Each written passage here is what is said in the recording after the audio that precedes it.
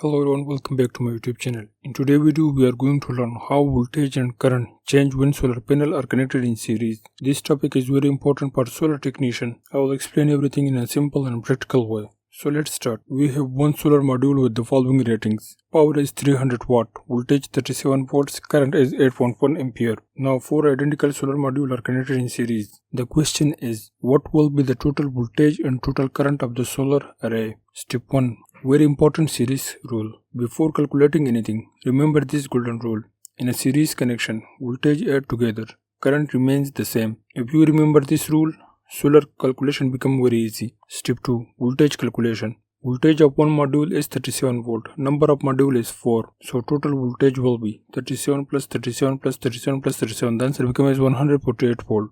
Or 37 volt multiplied by 4. So the answer becomes 148 volt. Total array voltage is 148 volts. Step 3. Current calculation. Current of one module is 8.1 ampere. Because this is a series connection, the same current flow through all modules. Total current is 8.1 ampere. So total array current is 8.1 ampere. After connecting 4 solar panels in series, array voltage is 148 volt. Array current is 8.1 ampere. Now check power. Each panel is 300 watt. So the total power is 300 watt multiplied by 4. The answer becomes 1200 watt. This shows power increases, voltage increases, current remains the same. We have another question. Where series connection is used?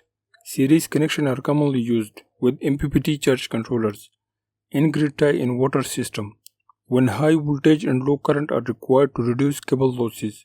So now you know that. What will happen if you connect your solar panel in series? If you like this video, please subscribe my YouTube channel. Thank you.